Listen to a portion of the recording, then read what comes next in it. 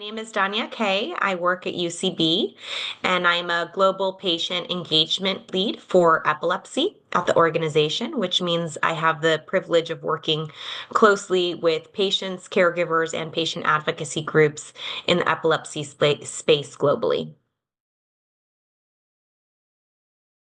So at UCB, we were looking to better understand the unmet needs and the burden of disease, specifically for prolonged seizures, for patients and caregivers who experience prolonged seizures, and really understanding the quality of life impact that has, as well as identifying unmet needs and great areas for opportunity, really, to serve these communities in a more efficient way. This had never been studied before, so it is something that we were very interested in understanding how prolonged seizures specifically impact a patient and their family's quality of life, so that we can really, truly better meet their unmet needs and understand what those are. It is something that, from a patient and caregiver perspective and from a clinician standpoint, also is a great area of confusion, I would say. Historically, prolonged seizures were thought of seizures lasting more than 5 minutes, which is status. And more recently, through some recommendations in a consensus paper, there was alignment that really prolonged seizures are seizures that last more than 2 minutes in most cases. And so we were looking to understand and tease out what is the impact of those longer seizures on a patient and their families, and how does that impact their quality of life, and how might that be different or magnified versus the experience of living with epilepsy in general. But we defined prolonged seizures in the context of this research as seizures that last more than 2 minutes or don't tend to stop on their own or self-terminate. So at AES, we presented a poster that looked at the impact of prolonged seizures on quality of life and the biggest areas of burden. And we did this through the caregiver and patient perspective. So what the research comprised of is a series of quantitative surveys, as well as a in-depth qualitative interview that was about 2 hours long with each patient and caregiver. And this covered a variety of themes, from their, understanding their history, their seizure frequency, their seizure history, all the way to understanding the amount of times that they end up in the emergency room, whether they have a seizure action plan, what their relationship with their physician looks like, where there are opportunities to improve that relationship and that communication, and where they see their top areas of unmet need. And what the research showed was, and this only included 35 patients and caregivers with prolonged seizures in the US, so it was a limited sample. We have since then mirrored this research in Europe to understand the impact of prolonged seizures amongst patients and caregivers across 6 different countries in Western and Eastern Europe. But for this research, we were focused on the US population only. And we wanted to really understand what are the biggest challenges that patients and caregivers state they have with prolonged seizures. And there were two that, from the patient and caregiver perspective, bubbled up to the top as being the most impactful. The first was the mental health impact. The amount of times and with the frequency with which patients and caregivers ended up either calling an ambulance or ending up at the hospital really led to some trauma, in some cases some chronic trauma, medical trauma, and really impacted their mental health. For patients, this was often their self-esteem or their confidence, a lot of anxiety and depression amongst both patients and caregivers, which is something that we hear in epilepsy in general, but with these prolonged seizure patients and caregiver kind of population, that was quite a bit more magnified, just the mental health impact and the need for more mental health support. From the caregiver perspective, there was the emotional toll of having to get a loved one into a safe space when they have a seizure, but then also a lot of pressure and sense of responsibility to have to make the decision as to when to intervene, whether that's with a rescue medication or calling an ambulance or driving to a hospital, kind of that responsibility associated with making the decision, and then the painful process of watching a loved one seize and not knowing when it's going to stop or if it's going to stop, and the implications both from a short-term and long-term outcome standpoint that that might have on the loved one. So that was kind of from the caregiver standpoint. From the patient standpoint, the mental health impact was really, confidence, their self-esteem, a lot of times embarrassment or shame, especially if a seizure took place in public.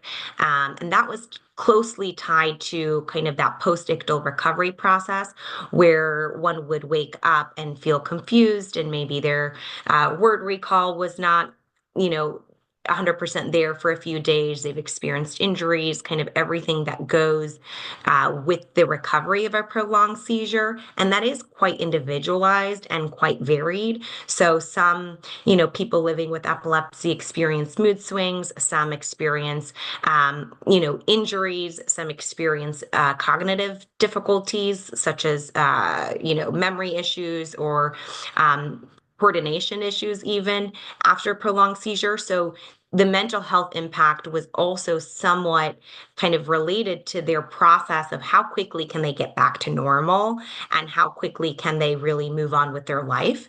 And kind of are they out of work for 3 days or are they out of work for half a day? But all of that also has the emotional and mental health impact on a person living with epilepsy when they experience a prolonged seizure. I think that there's a variety of learnings that we have heard from the research. One of those being that there's a lot of opportunity for greater support for both people living with epilepsy and their caregivers. And that is mental health support as well as, social support, because a lot of people living with epilepsy and their caregivers will self-isolate out of the fear of having a prolonged seizure in public. And so there is quite a bit of social isolation that is ongoing, that is more magnified with people who experience prolonged seizures and a greater likelihood of seizure emergencies than with the general epilepsy population.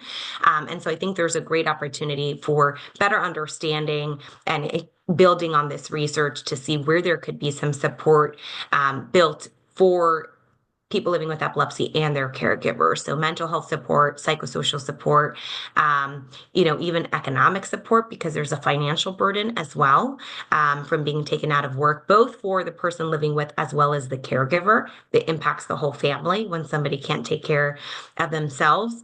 And I think that another take-home message is there's really an opportunity to also improve the communication between people living with epilepsy and their physicians.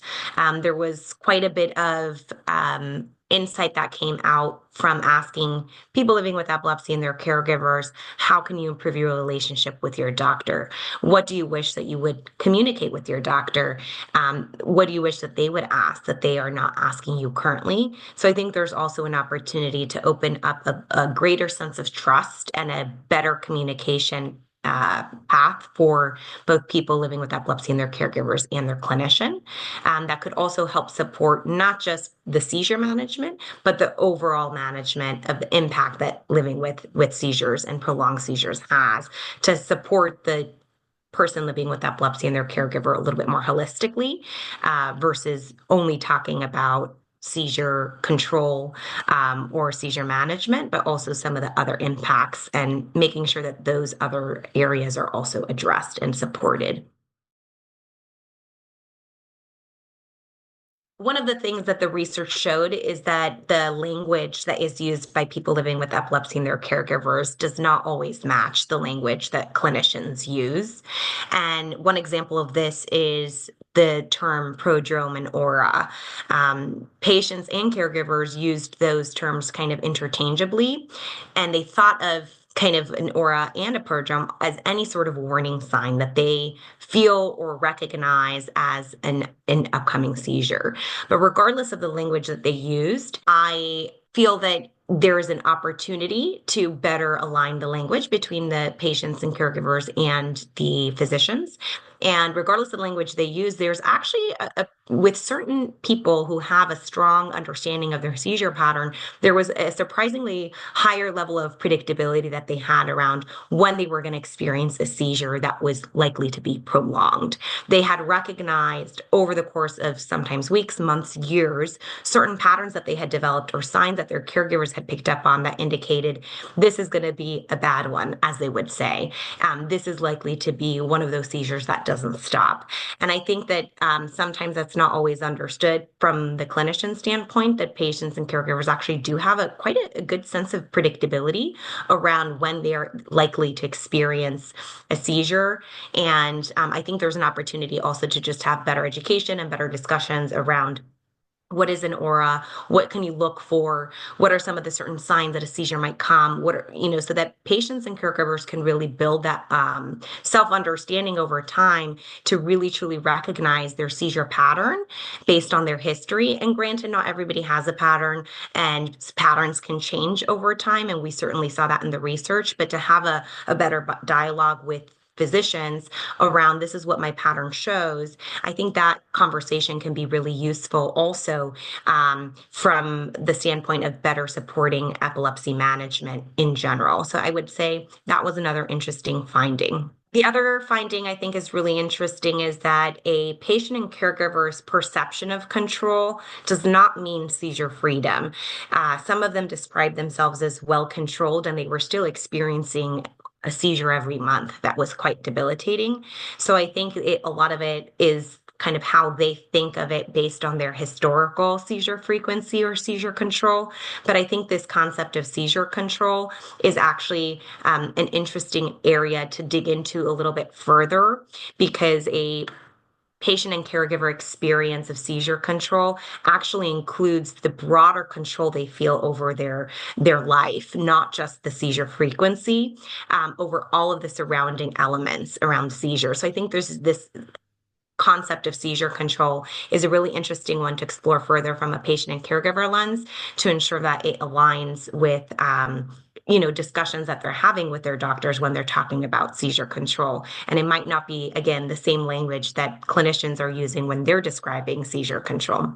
And then the last thing I'll say, I think UCB has a long history of leadership in epilepsy, and UCB continues to invest in understanding the patient and caregiver experience with many different areas of managing epilepsy, prolonged seizures being one of them.